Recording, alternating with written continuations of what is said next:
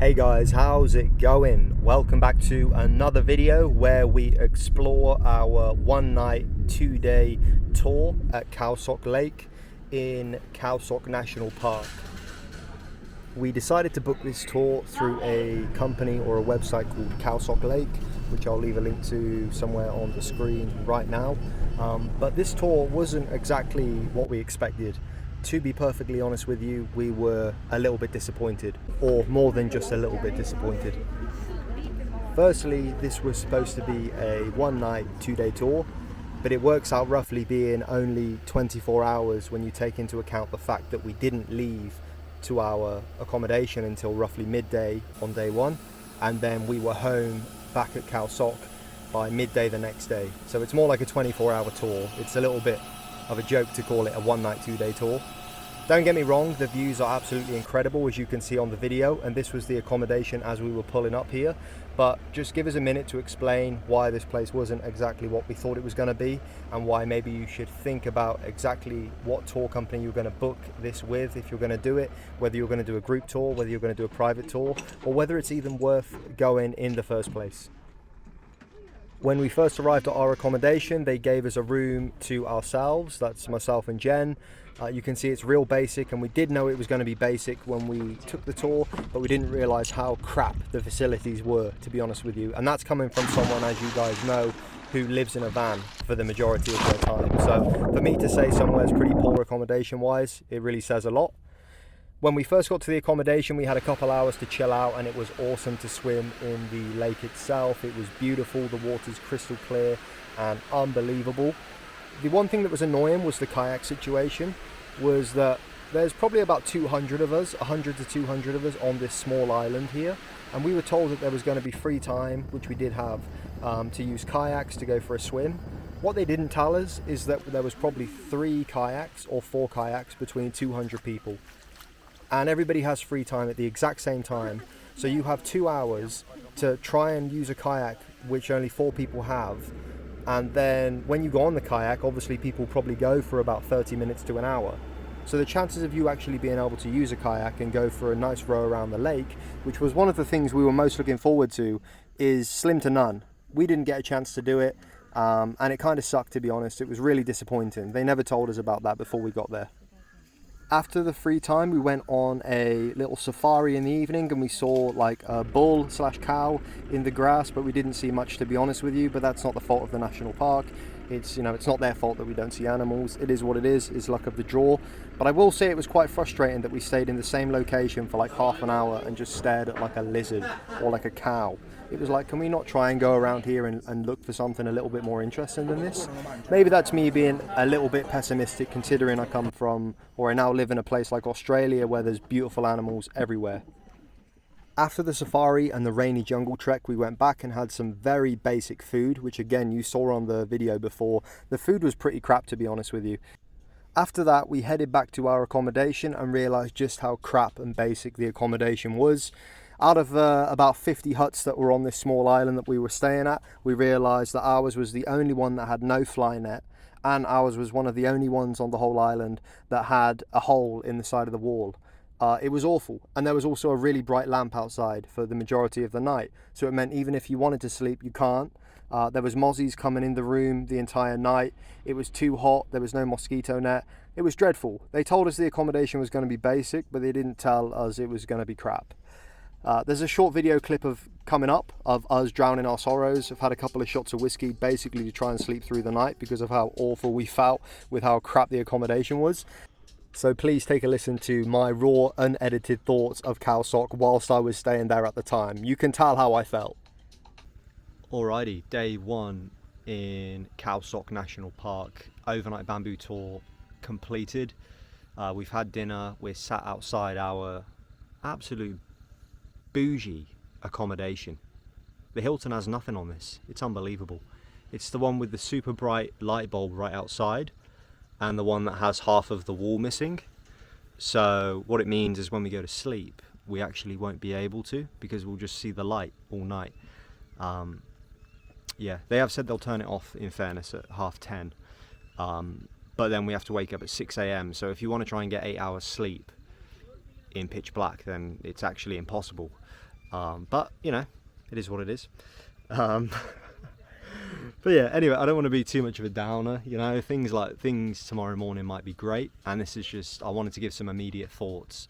So my post video, like when I finally edit this and maybe narrate some of it, my thoughts might be slightly different. But I wanted to give some like raw, unedited kind of feeling about the day. So we're looking at over 7,000 baht for this tour for both of us. Which is like over 300 Aussie dollars for this. And yeah, fair enough, if we were in Oz, you'd probably pay a lot more for this, but considering we're in Thailand, like, and considering how many other amazing things we've done with a lot less money.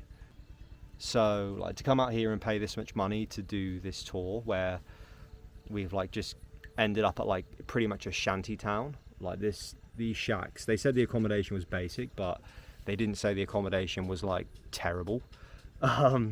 But to like come to these shantytown shacks and then kind of be cattled together with like 30 other people onto a small longboat and then go for a walk in the forest and see what did we see? Like a squirrel? We saw a squirrel. We saw a squirrel, honestly. We saw a squirrel and like a cow thing. Bison. A bison, which was cool. And then we saw like a lizard, a monitor lizard. And like to see all of these things, honestly, like I know you can't pick and choose what animals you see, and some of the animals here are a lot cooler, but like yeah, not overly impressed. So then the rest of it was just a walk through a national park and then come back here, have some dinner, which to be honest with you, like the quality of the food was like pretty average to say the least, and just like for the price we've paid, I don't know, it just feels a bit naff. So yeah, anyway, hopefully tomorrow is going to be better. We'll see. Maybe our expectations were too high, and I think me and Jem were like talking about the fact that because we both live in Oz, like if you're from like, because we've overheard other people going, oh my god, this is amazing, but I think like because of where we live, like we see a lot of these things on our doorstep for free and they're not overcrowded. So yeah, that's kind of what the thoughts at the moment. Anything to add?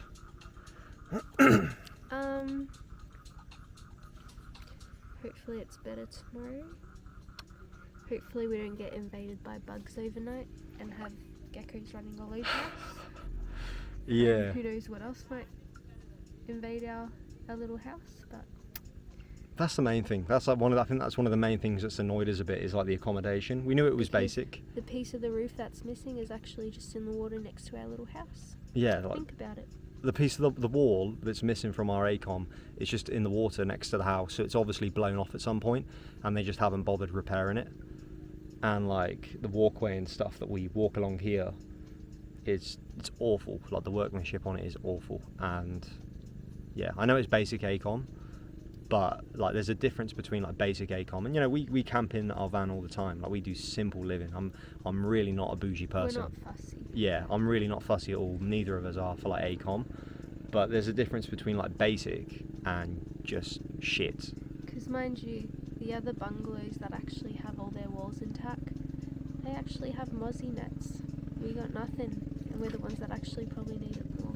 Yeah, so that's the thing as well. Like we walk past everyone else's kind of bungalows to get to ours because we're on the end, and pretty much everyone else's bungalows, like there's 3 on the end here, and they're all shocking.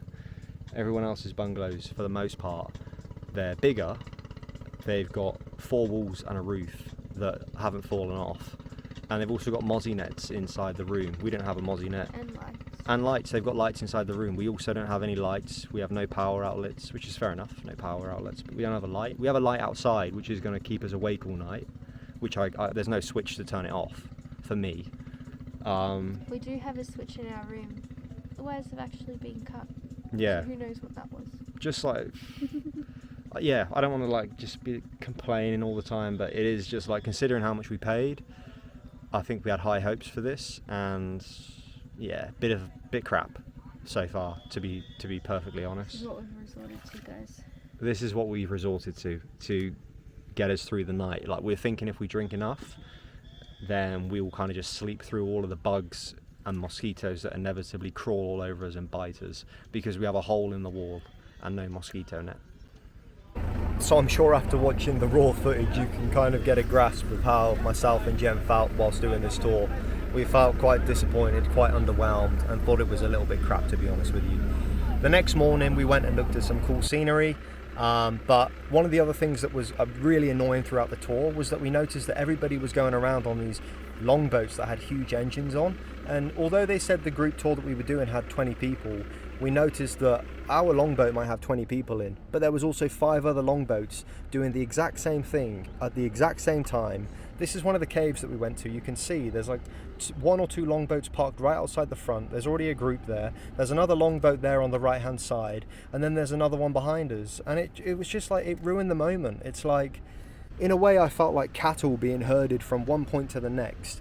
I don't know how difficult it would have been for them to have just spaced the tours out a little bit more. You know, for example, Group 1 goes to look at the cave. Group 2 goes to do the jungle safari. Group 3 is in relaxation mode, and then we can share the kayaks between 20 people instead of between 200 people. I think one of the biggest issues I had with this tour is that it costs roughly 3,500 baht per person for us to do this group tour, and that is roughly $175 Aussie dollars each. And don't get me wrong, by Aussie prices that's quite good, but considering Thai prices and considering other things that we've seen in Thailand for much less money, it was really disappointing. It just makes you question, what were they spending the money on, because it definitely wasn't the food. Look at that, that was the lunch that we had just before we left. Some dry ass noodles, a couple of pieces of vegetables. I could have got something from a market for a fraction of the price that would have tasted 10 times better. I don't want to completely shit on this place. Khao Sok itself is absolutely stunning. This was the view we woke up to after an awful night's sleep. You can see I'm trying to keep the spirits high.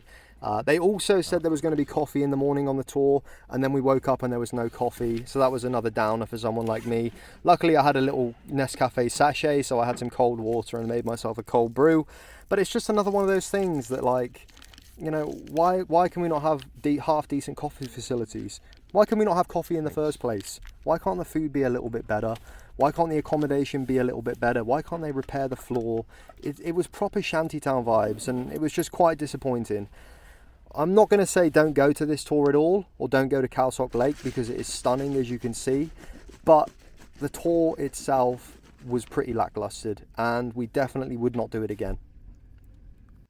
If you've been to Khao Sok Lake before, or if you have done a tour with a different company, please let me know how it was, because I don't know if we just had a crap experience. But thank you very much for watching, and bye.